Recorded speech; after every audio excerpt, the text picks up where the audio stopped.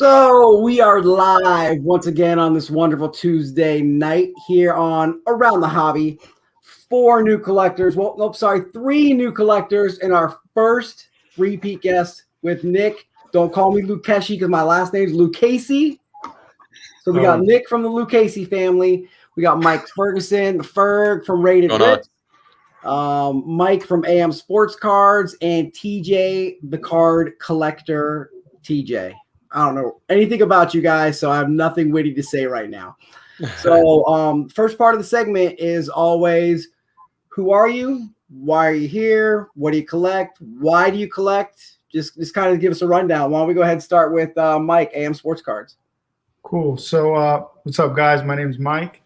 I am a I was a full-time travel photographer.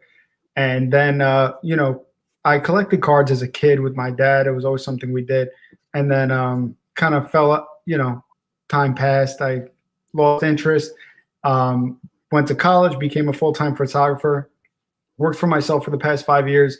Then COVID hit, no more travel equals no more photography equals fell back in love with sports cards. And now here I am. I really, really love the community, especially on Twitter. I try to give back as much as I can, and it's been a really, really fun time. Collection-wise, I'm a huge Yankees fan, so I got a ton of Derek Jeter stuff, and that's who I mainly collect. Other than that, I am an investor / flipper, I guess you could call it. Interesting. Our first investor on the show. An investor. I'm a collector, but I'll also, if I'm going to get like a $400 profit, I'm going to get a $400 profit. So we'll go ahead and go with TJ. What's good with you tonight, TJ? Tell us about yourself. Hey, I'm Tanner. I'm TJ on every social media platform about cards. But so yeah, I'm similar to Mike. I started out really young. My dad, kind of got me into sports, of course, and I started collecting back in the day, and I dug it out when everything was kind of, getting going back last year, and started really getting back into it. And I kind of, started slow, and then it just kind of snowballed. And I started realizing that I took all my money out of my stock portfolio and just put it into sports cards. And I was like, I'm going to give this a shot. I kind of pride myself on being able to predict prospects or how a card is going to go. So I do that as well. I have my PCs, but I do it a lot for passive income. I'm in college. And I also do it just because it's a joy. I mean, you walk into a room, like I'm going to Dallas this week, and I know Ferg's going as well. And you walk into a room and you just everybody has something in common. So it gives you a community. And I think that's the best part about it, aside from the money. Aside from the money, absolutely. If you guys know anything about me and Goldline, I'm in this for the engagement, the community, and just the good people. I mean, Nick here, he's become one of my best friends, and we met over cards. I've never even met him in real life here. So, Nick, tell us why you're here, because you're my buddy, and I was like, hey, I need somebody. So, yeah, I same story. I'm sure lots of people have. You've already heard it twice. Collected as a kid. I survived the junk wax era. And kind of went on with my life. And then I was already kind of getting back into collecting, just picking up a little bit here and there, but nothing big. And it wasn't until 2018 when you had Acuna and Glaber and Soto and, these guys that were like, holy cow, these young kids are like taking over.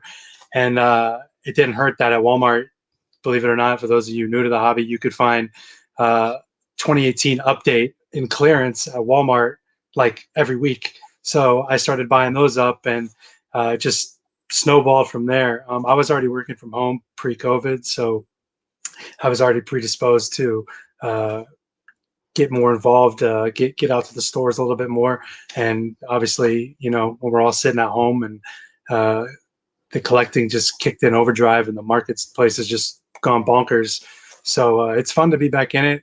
I'm mostly a collector. Like Chris said, if I have an opportunity to make some money on something, I'm not going to turn it down. But I'm really into just collecting for what I like, and trying to build a nice portfolio that I can share with my kids when they're a little bit older, and hopefully one day it'll be theirs to do with what they will. Hopefully keep it and make it grow. And if they get rid of it, I better be gone. So. Absolutely, man. I'm all about it with my kids too. I've got a nice Jesse Winker collection with my daughter, so hopefully that's going to be worth millions after he gets MVP this year, right? Ferg, I talked to you a little bit on DMs. That's why I specifically saved you for last. I know you had a bunch of stuff that you wanted to talk about here. You are with Rated Rips, so go ahead, tell us who you are, what you do, why you're here, and sell yourself to people watching that might not know who you are. Yeah, for sure. I'm Mike Ferguson and CEO, founder of Rated Rips. There's a lot of people in here. What's up, everybody that's saying hello? Glad that you guys tuned in and everything. Most of you guys are familiar with TJ as well, but good to get to know a few other faces with Nick, Goldline Cards, and AM Sports. It's awesome hearing about all four of you guys. But yeah, we run box breaks on Instagram on Rated Rips, and then we also have a submission service, Graded Rips. You can go check out both of those services on our website too, ratedrips.com. Rated Rips is Instagram page. Graded Rips is the IG page. We also have an Investo Kings Discord server. TJ provides some content in there, some investment information if you're looking to find some side income. And the last thing I'm going to plug before I actually get into what I collect and everything is we're hosting a card show April 17th in Canton, Ohio. It's about 10 minutes from the Hall of Fame. We'll have 60 to 75 vendor tables, and I'm hoping to put about 750 to 1,000 people through the show. So, can you repeat the date on that? Because I'm like an hour and a half from you, man. I'll swing up there if I can. Yeah, for sure. It's going to be April 17th from 9 to 4 o'clock Eastern. And if you go to ratedrips.com, there is a full page on the card show with extended information. We've got discounted rates on the hotel if anybody needs to stay overnight, and Rated Rips will have some multiple tables there. TJ setting up as well. TJ, where are you from again? Where are you coming out from? I'm coming from Florida, so I'll be flying. Florida. So we've got I think we've got 10 states represented. I've got a couple people coming from California, Texas, Florida, New Jersey, New York. I think it's gonna be a really good show. I'm looking forward to it, and hopefully it helps grow the hobby as well. But so I started collecting when I was a kid in high school, and I still remember going to like card shows and everything with my mom. No money myself, so I was begging her to buy me cards and packs and boxes. And now looking back at it, I was fighting her to buy LeBron autographs back in the day. And now I shove it in her face. I shove it in her face every day, like, "Hey, look at this! You bought this for me for $300. It's $10,000 card now." And I've collected LeBron my whole life, being from Ohio, and he's a hometown kid. So he left for Miami, and his stuff all kind of dipped for a little bit when they lost that first year in Miami. And that's really when I loaded up on cards, because I bought and resold shoes for a long time too. And then it just didn't make any sense to me why everything was going so downhill. And I think people get so hurt in their feelings regarding what athletes do. And really, they're just another human. But so I've collected LeBron my whole life, and I've always collected basketball, not much baseball, football, or anything. But now that the hobby has had this extra juice in it and boost, like now I find myself collecting Pokemon cards, football cards, baseball cards, rip a little bit of everything, right?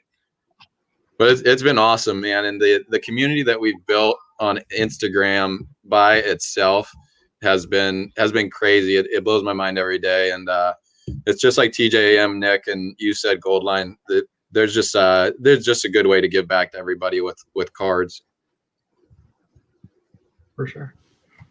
Awesome, man. Well, thanks for joining us. And since you said you're talking about the subscription or the submission thing, I've got a membership to PSA. That's my preferred place to go too. So I know that graded. I'm going to start with you, Ferg, here on this first question. And I know I usually got my notes, my printers from like 1942, so it wasn't working right now. So I'm going to be reading off my phone. So if everyone's like, "Why is he not paying attention to me?" Well, because I'm the host and I can do what I want. So that's it.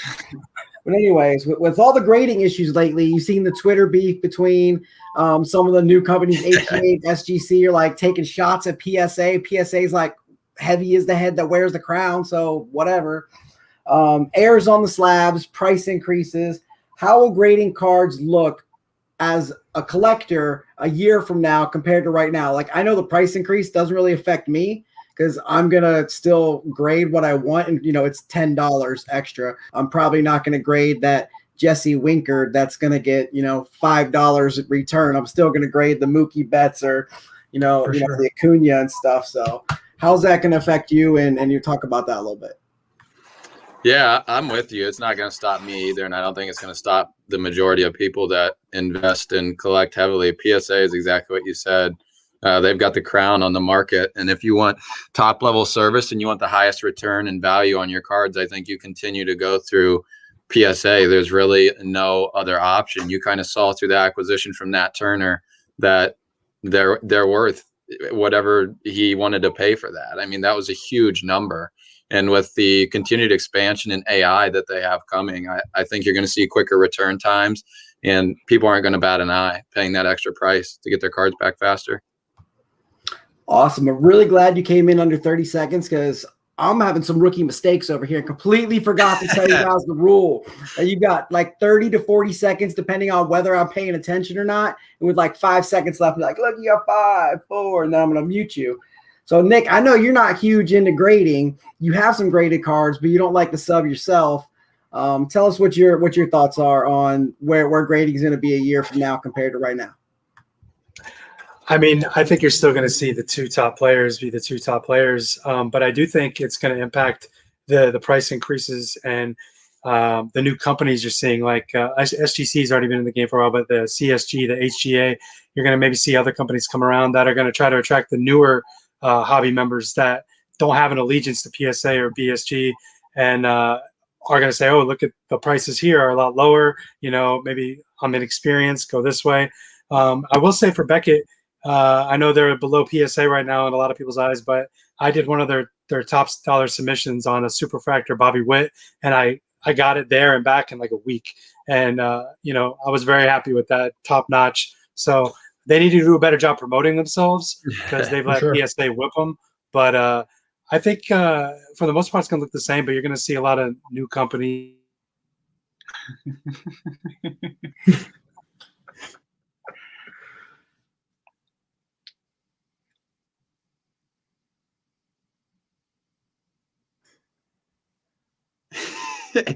Chris, you're muted. I don't think he realizes he's muted. So I muted myself and I'm talking, and it's not even now. It's even more hilarious. Yeah. I mean, I got 31 people watching us right now, and I'm just sitting here making a fool of myself. So whatever. I'm having a good time. Hope you are too. TJ, you're next, man. I don't know if you submit or you have a membership or what, but if you're going to card shows like Dallas, you're going to come up to Canton. I imagine you use the word investor, so you've got to be doing something with slabs. Tell us what you think. Yeah, so I mostly buy slabs. I do submit. Just got my first bigger submission back actually last week. But I think with the price increase, like what I'm telling people is they're trying to slow it down. So what we're paying now for Express to get back in 90 days, if they actually get the price or get the turnaround time to the correct format, give it a year or so, the price we were paying for Express is going to be the price we're paying to get it back in like 90 days. So, we were paying $60. Now $60 is going to be a little cheaper or a little more, but the turnaround time should reflect the prices given time. That's a great point. That I think I saw you tweet something about that like 2 weeks ago. I'm not sure it was you, but it was that exact sentiment right there. And that's a great point that I hadn't thought of until then. And honestly, I hadn't thought of since, but I'm gonna write that down. So, all right, Mike, AM Sports, how will grading look a year from now compared to now? 30 seconds, you're on the clock.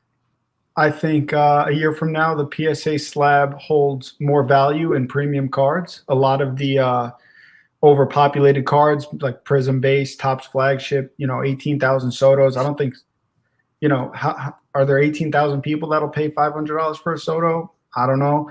Maybe for his more exclusive stuff. But with the price increase, I think people become more selective. I myself submit anywhere from 200 to 300 cards a month to PSA.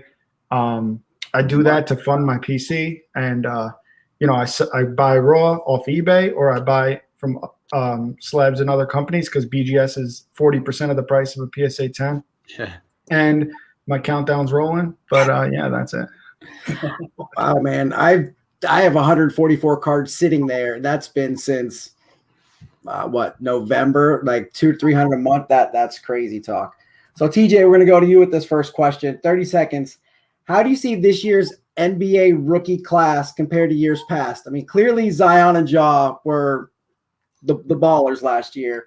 It appears LaMelo is the stud right now. I mean, he's just doing things. Even other like LeBron's like, dude, this dude is legit. So who else will be the next Trae Young or Luka or Giannis, the guy who may not have the greatest rookie year, but 5 years later is your guy? Who are you looking at right now? I think there's two guys. I mean, I look at it, and it's not either one of the number one or number two pick. I look at Tyrese Halliburton. If they get Buddy Hield out of town and start playing him at higher minutes, and I think he's got a great chance. Another one I look at is Denny Avdija, and I think he's got a great chance at the wing for the Wizards. I think he's going to be a huge prospect.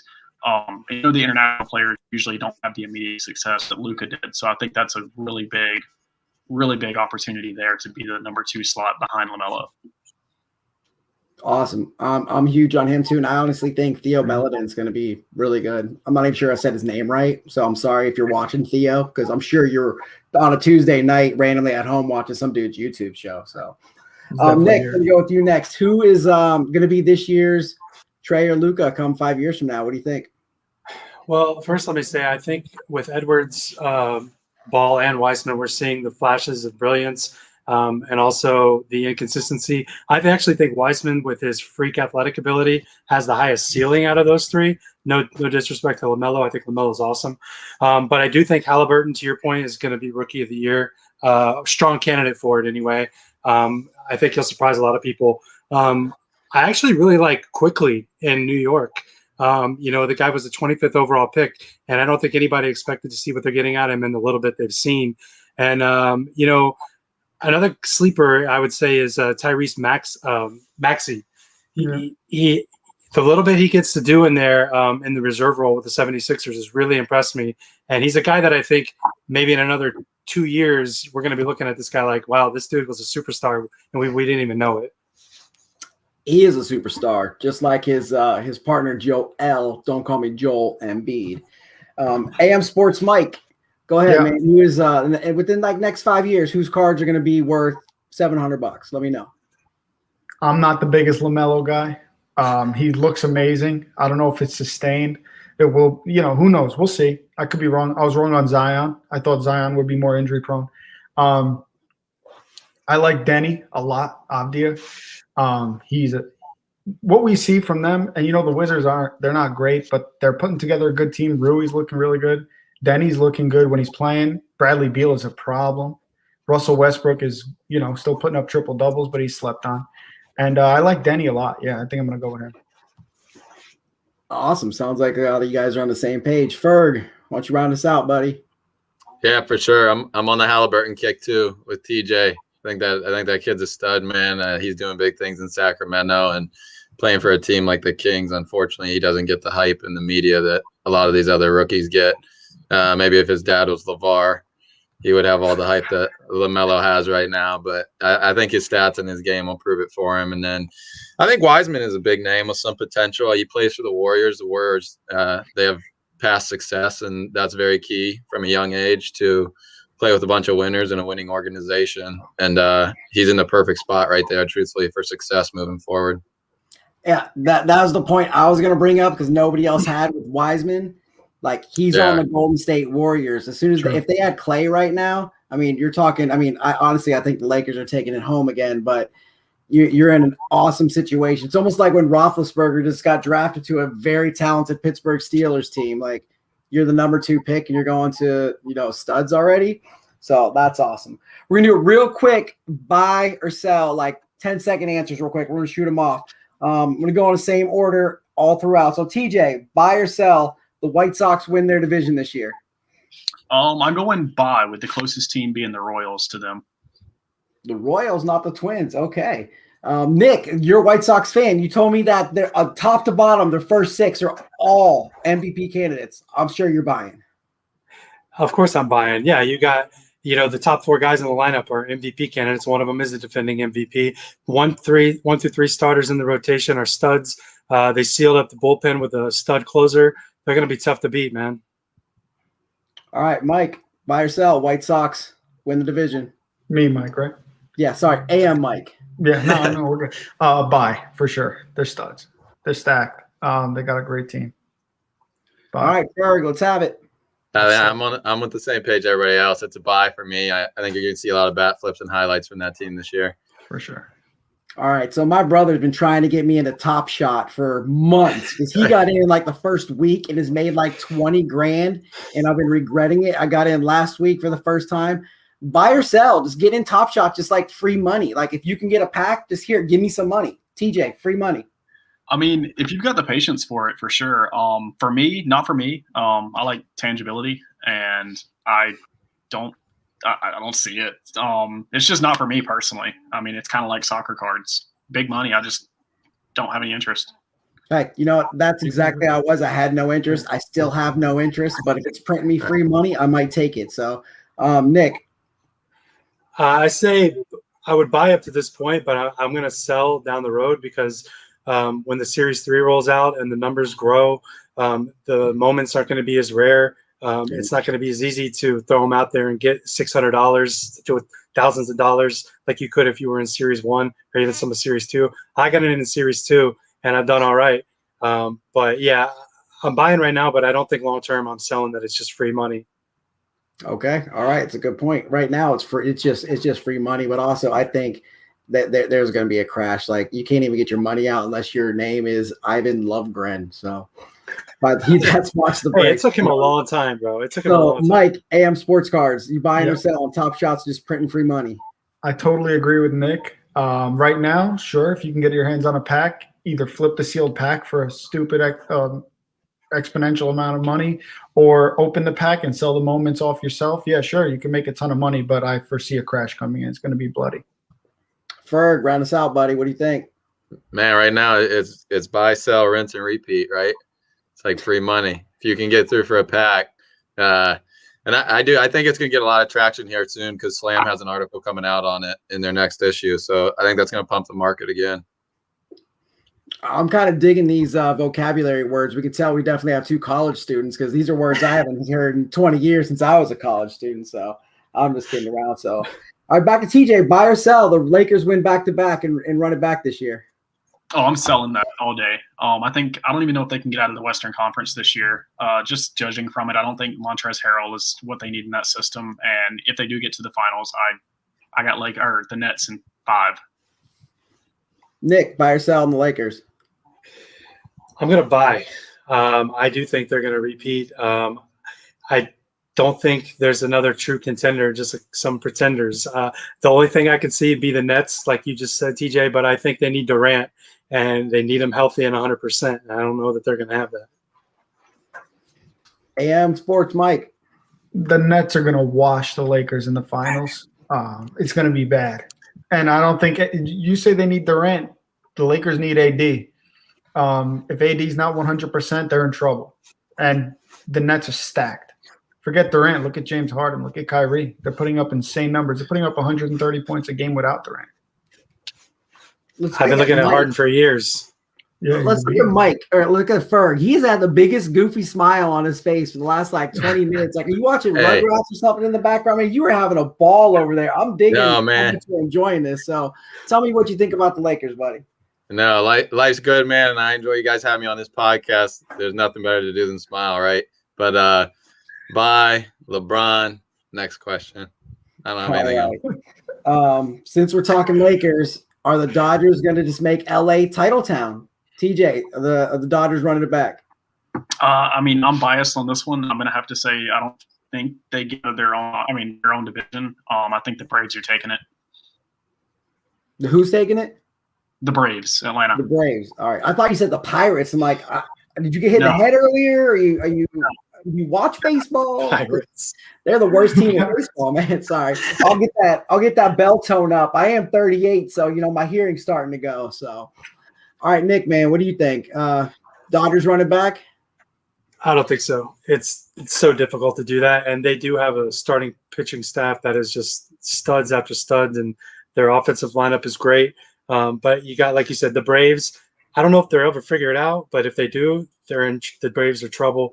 The Padres, they've done nothing but throw money at the lineup and the rotation. So I don't think the Dodgers are winning it.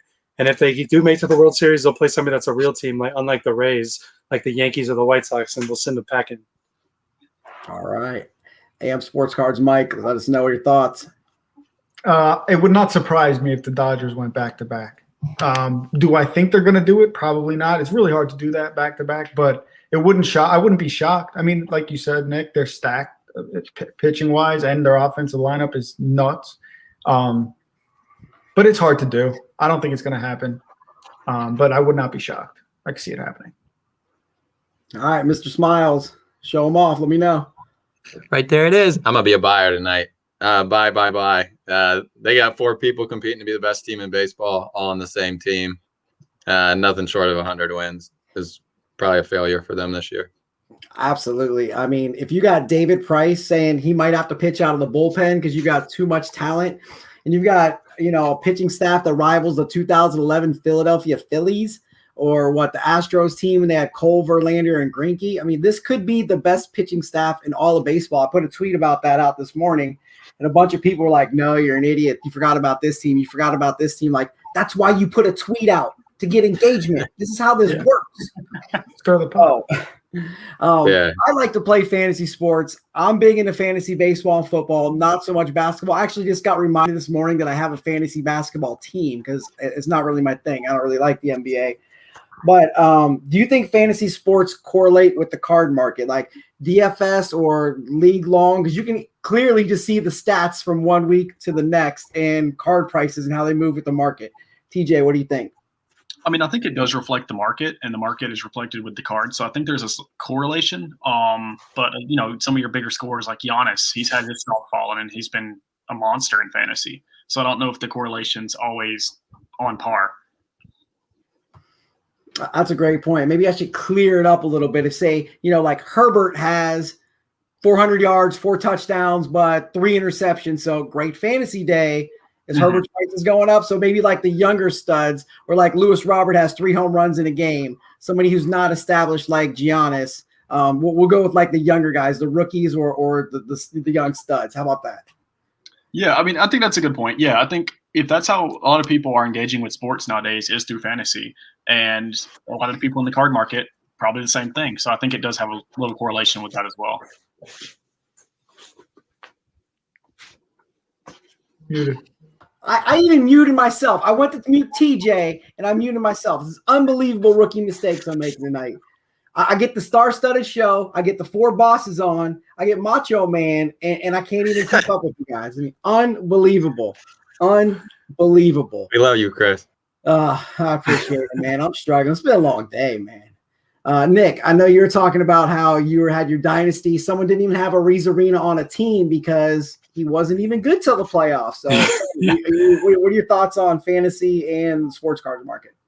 Well, in a dynasty league like I'm in, where you're drafting a rookie draft every year and you're keeping a lot of players, I do think it does correlate with especially the young prospects. A guy in my league this morning picked up Torkelson, and he probably didn't know who he was if he wasn't collecting cards. But to your point about like the statistics and things, look at Bobby Witt. He's hit 2 bombs in the last, like a monster shot yesterday, and like his prices are just skyrocketing. So I definitely think there's a correlation. I probably wouldn't have answered the same way if you asked me that a week ago, but here we are. All right, AM Sports Mike. Yeah, I mean, there's definitely a correlation with the newer guys. I think it's more directly correlated with the newer guys, rookie, second-year guys. With the older guys, like TJ said, like Giannis and LeBron, yeah, they're gonna have monster fantasy games every week. It's just it doesn't affect the price overall because it's kind of settled where it's supposed to be. So guys like that, not so much. Younger guys, sure. Awesome. And I'm not muted right now, so I can talk and you can hear me. That's a great point. I'm glad that we cleared that up at the beginning because, I mean, TJ made an awesome point where, the established guys who are your top 10 picks, Acuna goes out, has a great day. His card's not going up the next day. But Ariz Arena comes out and has, 2 weeks like he did in the World Series, or say, Gavin Lux comes out and he's just on fire for, April and May. Yeah, they're going up. But Mike Trout comes out. Mike Trout's probably not going anywhere because he's Mike Trout. So he goes up anyway. Yeah, I think you guys summed it up pretty well with the newer players compared to some of the more veteran players. I do think there's a huge potential for the DFS community because I gambled and played DFS for a long time before cards kind of took over my entire life. But I think there's huge potential for those guys that make lineups and are experts at DFS that can really pinpoint when guys are going to have a big week or a string of weeks and put that together for some serious ROI based on some investments and some graded cards and possibly flipping them in 2 or 3 weeks. Yeah. That's a good point. Because a lot of, I collect to collect. I have more cards than I would ever need to have here. But I also like the same thing. Like I bought some Sotos and Acuñas, and I was talking to Nick about it the other day. I'm like, hey man, I got this Soto for like, PSA 10 for like $100. If I can sell it for $350 right now, do you take that, $250 profit, or maybe come like July when he's winning the home run derby or something? That stuff's going up. So there's definitely, room for everybody in the hobby. And why can't you be both the collector and the guy who's just there to make money? Because, people say, I hate the guy who walks into Walmart, clears off the shelf. Like, you have no idea what I'm doing with that box. I could be sending them to you guys for cost plus shipping. I could be flipping them. I could be ripping them myself, or they could be sitting on a shelf behind me to rip in months to come, because I get 6 months worth of product in one day. Yeah, I got 6 months worth of product now. So I got 6 months worth of ripping. We're past the 30-minute mark. So if you guys are cool, we'll go with one more question here. In my opinion, Trevor Lawrence is the clear-cut number one pick. For a while, they're saying Justin Fields, your O-State guy, was going to be number 2 to the Jets. But now Zach Wilson of BYU's name's getting thrown around there. Possible trade backs. If you're the GM of the Jets and assuming Trevor Lawrence is gone, what are you doing at number 2, TJ? I'm trading back and letting whoever wants the leftover quarterback after Trevor Lawrence. So for me, I'm trading back and I'm keeping Darnold and getting weapons around him, because if the best weapon he's had is like a shattered Quincy Enunwa for the past 3 seasons, I just don't see any opportunity for him to succeed. So I think you got to give him another shot. And if not, draft a quarterback, draft Kyle Trask in a 3rd round, give him a little competition. But I think they're lacking way more than a quarterback. Yeah, pretty much. I think all they got is Denzel Mims. Yeah. I'm a fan of Denzel Mims. What do you think, Nick? Well, as a Dolphins fan, I don't think much of the Jets. But if I had to go with what they're going to do, it's pretty simple for me. I just look at how good have any quarterbacks out of Ohio State been in the NFL. I don't. I'm not going to take Fields. I don't know if Wilson's the answer, but I'm not going to take Fields. I think Darnold, TJ, I think you said it. He's suffered with nothing around him. They've done nothing to help that guy show if he can even be a starting quarterback in the NFL for a long term. So I don't really care what they do is my answer, but I wouldn't take Fields. All right, fair enough. Let's go Dolphins, right? My daughter starts liking the Dolphins because of you, I think. Please, they suck. But, all right, AM Sports Mike, what are you doing if you're the Jets? You trading back? You drafting a QB? What do you got? I've been a Jets fan my whole life. Oh, being from New York. Great. It's been a rough 25 years. And, all jokes aside, I don't know. Yeah, Sam Darnold has nothing. So maybe I don't think the QB is really the problem. How many QBs have come in and out of New York and just been horrible when they were supposed to be good? And Darnold gets a lot of flack. He had a lot of potential, and I think he needs more weapons. It's not just a QB problem in New York. They're terrible. They hired a horrible coach, too. Yeah, they're just bad. Yeah. Gase was terrible. Gase is horrible. That's another conversation. Peyton Manning kind of made Adam Gase what he was. Like when Gase was in Denver, Peyton Manning ran the show. He did the same thing for Elway. Like, you came to Denver, like Elway got Manning, then Manning got everybody else to come. Right. And so now, I'm a huge Broncos fan, but I'm also not dumb. Like, he's the king. Like, he could run for governor and not even, campaign and win. But let's not kid ourselves. Peyton Manning is the sheriff, ran that team, still kind of runs the team behind the scenes. I wouldn't mind seeing him be our GM. It's going to be a similar. Oh, sorry. Go ahead. Sorry, it's a similar case with Tom Brady and Byron Leftwich. And everybody was wanting Byron Leftwich to get a job. It's going to be the same situation as Gase had. It's just going to be rinse, wash, and repeat. All right, Ferg. I'm going to go ahead and just let you keep talking. What do you got? Chris, we need to see that pen first. Oh, my that daughter's pen? Yeah, It's a nice Yeah, pen. man, I've been this is checking my that out pink all live softball stream. pen, dude. This is my daily show. Can't do the show without the pink pen because it I reminds me love of it. my daughter's pen. We do a card show every Sunday morning where we rip Yeah. cards and we talk about them.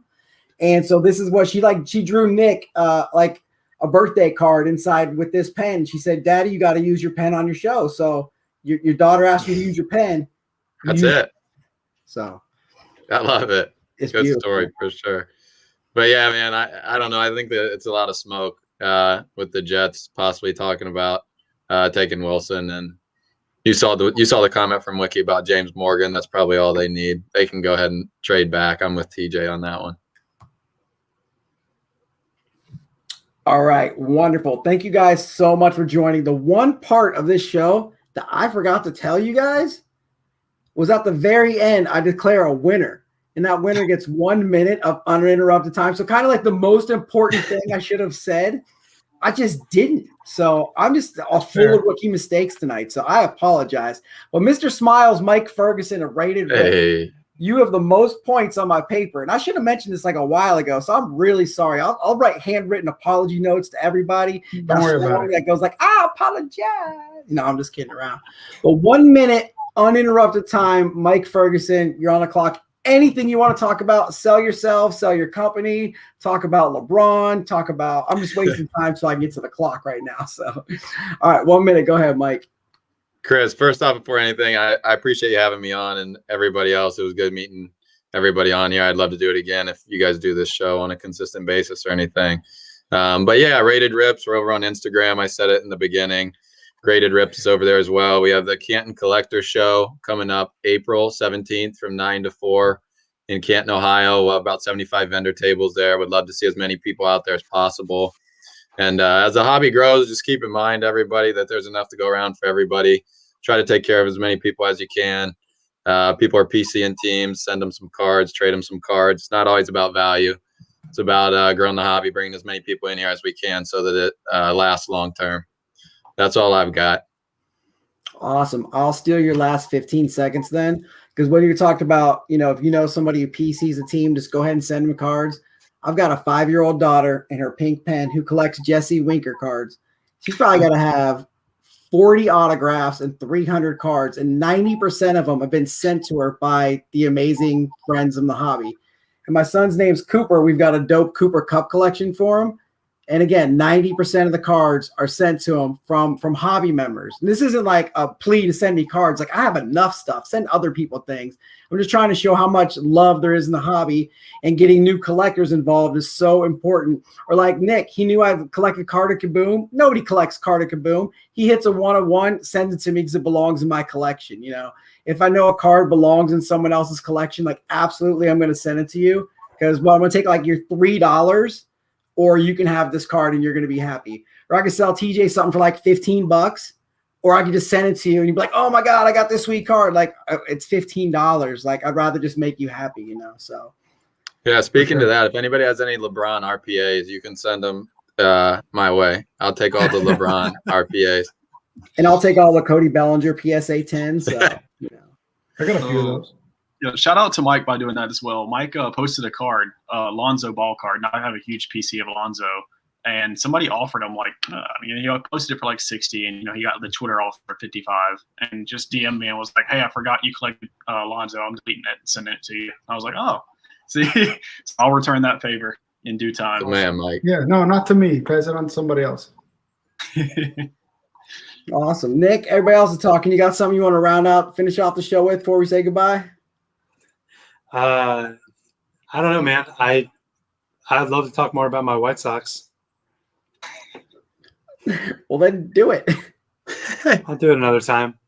All right. Well, fellas, thank you so much for being on. We got Nick Lucchese, Mike Ferguson from Rated Rips, Mike from AM Sports Cards, my apologies, and TJ Tanner, TJ Card Collector, coming on. I'm Chris, Goldline Cards. As always, be good to yourselves, be good to each other. Yeah, man, we out. Thank you, guys.